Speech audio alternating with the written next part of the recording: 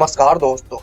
13 अक्टूबर 1972 Uruguay Montevideo से एक charter flight उड़ान भरता है जिसमें कुछ रग्बी प्लेयर मौजूद थे। उनके यार दोस्त उनका मैच देखने के लिए उनके साथ जा रहे थे। कुल मिलाकर इस फ्लाइट में 45 सदस्य मौजूद थे। इस फ्लाइट को 3 घंटे में अपने डेस्टिनेशन पर पहुंचना था, लेकिन इसे रास्ते में एंडीज पर्वतमाला को भी पार करना था। लेकिन वक्त के साथ आगे चल करके मौसम खराब मिलता है और इसी वजह से इसे अर्जेंटीना के मेंडोजा शहर में उतार दिया जाता है। ये फ्लाइट रात को वहीं रुकती है और 13 अक्टूबर 1972 को ये दोबारा से उड़ान भरने के लिए तैयार होती है। लेकिन परेशानी वाली बात ये थी कि अभी भी मौसम खराब था और इस फ्लाइट के पायलट को इस रास्ते से जाने का 29 बार का अनुभव था। रात के 2:18 पर यह फ्लाइट दोबारा से उड़ान भरती है। यहाँ से इस फ्लाइट को सैंटियागो पहुंचने के लिए 1 घंटे का समय लगना था और पायलट को पूरा विश्वास था कि आने वाले 1 घंटे में हम सैंटियागो पहुंच जाएंगे। ये फ्लाइट उड़ान भरता जा रहा था और एंडीज की पहाड़ियों को पार करता जा रहा था। लेकिन आगे चलकर मौसम और ज्यादा खराब हो जाता है और पायलट को कुछ भी दिखाई नहीं दे रहा था। अगर पायलट को कुछ दिखाई देता तो वो समझ जाता वहाँ के आसपास की जगह को देख करके कि फ्लाइट कहाँ पर उड़ रहा था। पायलट पूरी तरह से प्लेन के इक्विपमेंट पर निर्भर था। पायलट जानता था कि हम 1 घंटे में एंडीज की पहाड़ियों को पार कर लेंगे और जब उसे लगा कि हमने एंडीज की पहाड़ियों को पार कर लिया है तो उसने सैंटियागो एटीसी से अपने प्लेन को लैंड कराने की परमिशन मांगी। लेकिन जब सैंटियागो एटीसी ने पूछा कि आपने क्या एंडीज की पहाड़ियों को पार कर लिया है, तो पायलट ने कहा हाँ, हमने एंडीज की पहाड़ियों को पार कर लिया है। तो सैंटियागो एटीसी ने प्लेन लैंड कराने की परमिशन दे दी और उसने कहा कि आप प्लेन को 11,000 एल्टीट्यूड पर ले आइए। 3:20 पर प्लेन 11,000 के एल्टीट्यूड पर आ जाता है और जैसे ही पायलट देखता है कि अभी भी एंडीज की पहाड़ियां चल रही हैं, तो पायलट देख करके घबरा जाता है।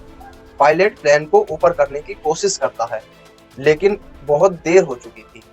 जैसे ही पायलट प्लेन को ऊपर करता है तो उस प्लेन का पिछला हिस्सा पहाड़ी से टकरा जाता है। उसका पिछला हिस्सा पहाड़ी से टकराने के साथ ही कुछ यात्री उस पिछले हिस्से के टूटे हुए भाग के साथ उड़कर हवा में बाहर गिर जाते हैं और उस टकराव के कारण फ्लाइट का राइट विंग भी टूट जाता है, जिससे फ्लाइट या प्लेन डिसबैलेंस हो जाता है और इसी वजह से प्लेन का लेफ्ट विंग भी टूट जाता है। प्लेन 350 किलोमीटर प्रति घंटे की रफ्तार से नीचे गिरता है। जैसे ही प्लेन नीचे गिरता है, प्लेन बुरी तरीके से टूट जाता है और पायलट की तुरंत मौत हो जाती है। अब तक इस घटना में 12 लोगों की मौत हो चुकी है और 33 लोग अब तक जिंदा हैं।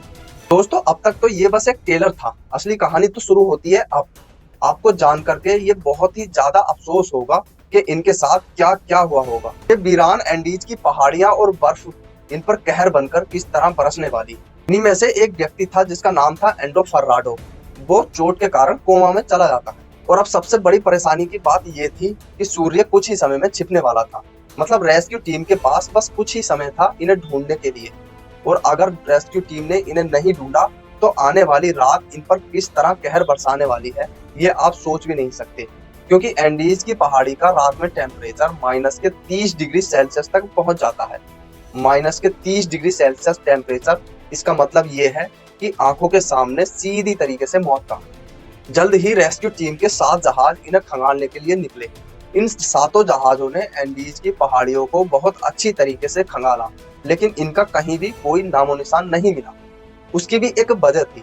उसकी वजह ये थी कि प्लेन जहां पर क्रैश हुआ था वहां पर सिर्फ बर्फ ही और बर्फ थी। बर्फ के रंग सफेद होने के कारण और प्लेन का रंग सफेद होने के कारण ये प्लेन इन लोगों को दिखाई नहीं दिया और कुछ ही समय बाद रात हो गई और रेस्क्यू टीम वापस चली जाती है। उन यात्रियों को उम्मीद थी कि कैसे भी करके हम इस रात को काट लें, कल तो रेस्क्यू टीम हमें कैसे भी करके ढूंढ लेगी। लेकिन ये रात काटना भी इतना आसान नहीं था। ये रात कुछ यात्रियों के लिए तो इतनी भयानक होने वाली थी और कुछ यात्रियों के लिए तो ये रात आखिरी रात होने वाली थी, क्योंकि इन्हें इस रात -30 डिग्री टेम्परेचर का सामना करना। कैसे भी करके ये लोग इस रात को तो काट लेते हैं, लेकिन इतनी ज्यादा ठंड और समय पर इलाज न मिलने की वजह से और 5 लोगों की मौत हो जाती है। अब मरने वाले लोगों की संख्या 33 से घटकर 28 हो जाती है। अगले दिन 14 अक्टूबर को 13 जहाजों की एक रेस्क्यू टीम इन्हें ढूंढने के लिए निकलती है, लेकिन ज्यादा बर्फ होने की वजह से और इनका प्लेन सफेद होने की वजह से रेस्क्यू टीम इन्हें ढूंढ नहीं पाती है। जबकि रेस्क्यू टीम के जहाज इन लोगों के ऊपर से निकल के जा रहे थे, लेकिन ये लोग रेस्क्यू टीम को नजर नहीं आ रहे थे। यात्री समझ जाते हैं कि हम इन लोगों को नजर नहीं आ रहे हैं। इसी वजह से इन लोगों ने यानी इन यात्रियों ने उस टूटे फूटे प्लेन के ऊपर अपने बैग और सामान से एक क्रॉस का चिन्ह भी बनाया, लेकिन वो क्रॉस भी रेस्क्यू टीम को दिखाई नहीं दिया। फिर अगले दिन 15 अक्टूबर को रेस्क्यू टीम इन्हें फिर से ढूंढने के लिए निकलती है और सेम कहानी बीतती है। ये लोग समझ जाते हैं कि हम बचाव दल को नजर नहीं आ रहे हैं क्योंकि हम बुरी तरीके से फंस चुके हैं। अब ये प्लेन में मौजूद चीजों से अपने जीवित रहने के कारण ढूंढने लगे। इन्होंने बर्फ को धूप में पिघलाकर पीने का पानी तो बना लिया, लेकिन सबसे बड़ी दिक्कत इनके पास थी खाने की, जिसका कोई ऑप्शन नहीं था। ऐसे ही भूख और ठंड से तड़पते तड़पते इन्हें यहाँ पर 8 दिन बीत जाते हैं और उधर रेस्क्यू ऑपरेशन भी बंद कर दिया जाता है क्योंकि रेस्क्यू टीम ने सोचा कि यहाँ पर बहुत ज्यादा ठंड होती है। अक्टूबर के महीने में यहाँ पर टेम्परेचर -30 डिग्री चला जाता है और इतनी ज्यादा ठंड में वो जिंदा नहीं रह सकते। 2 महीने बाद उनकी बॉडी को ढूंढ करके उनके परिवार वालों को सौंप दिया जाएगा, इसलिए उन्होंने रेस्क्यू ऑपरेशन भी बंद कर दिया। अब इनके पास जीवित रहने का सिर्फ एक ही ऑप्शन था, जिसको जान करके आपकी रूह कांप जाएगी। इनके पास वो जो ऑप्शन था वो था अपने साथियों, अपने दोस्तों और अपने रिश्तेदारों व अपने परिवार वालों के मांस को खाना। हालांकि ये इतना आसान भी नहीं था, लेकिन समय का पहिया चलता जा रहा था। रात में अपने आप को ठंड से बचाने के लिए उसी टूटे फूटे प्लेन में सोते, और इतना ही नहीं, 29 अक्टूबर को इन्हें एक और परेशानी का सामना करना था। जब रात में 29 अक्टूबर को ये सो रहे थे तो इन्हें अचानक एक आवाज आती है। वो आवाज थी एक पहाड़ी के टूटने की। एक बर्फ की पहाड़ी टूट करके बहुत तेजी से नीचे आ रही थी।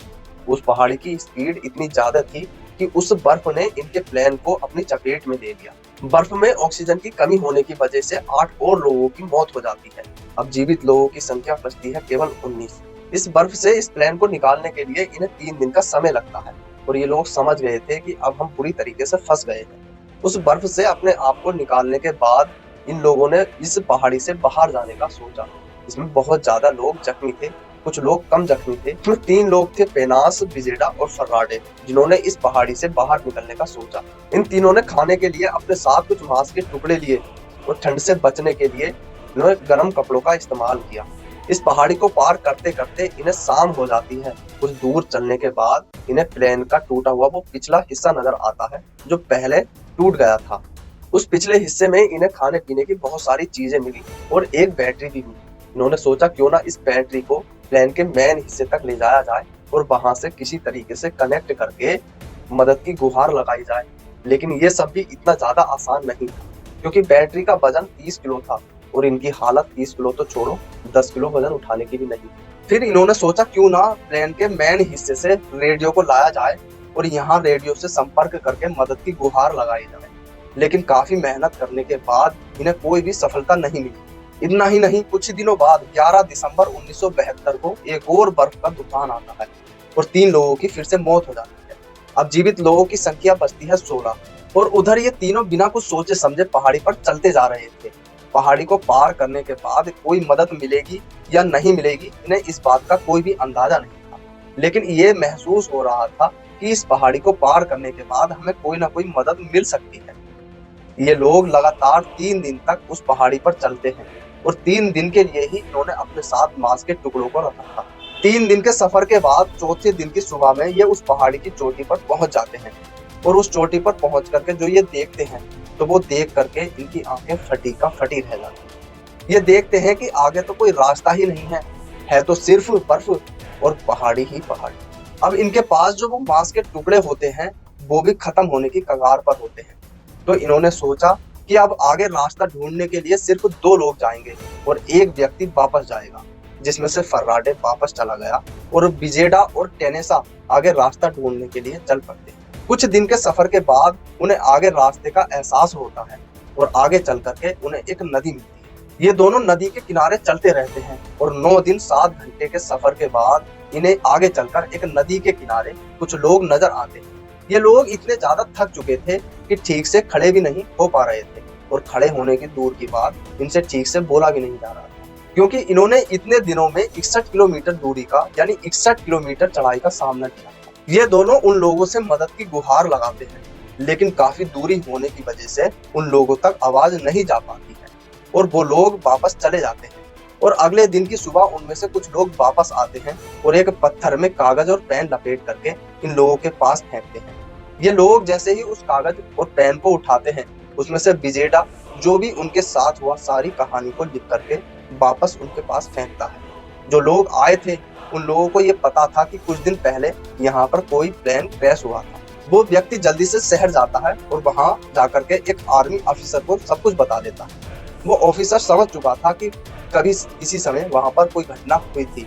वो ऑफिसर जल्दी से अपने साथ रेस्क्यू टीम को लेकर के आता है और उन दोनों को अपने साथ बैठा करके उन लोगों तक लेकर के जाते हैं और 22 दिसंबर 1972 को उन लोगों को वहां से रेस्क्यू किया जाता है। तो दोस्तों ये थी FH-227D चार्टर फ्लाइट की कहानी। अगर वीडियो आपको पसंद आया हो तो हमारे चैनल को सब्सक्राइब करें और बेल आइकन दबाना ना भूलें। धन्यवाद।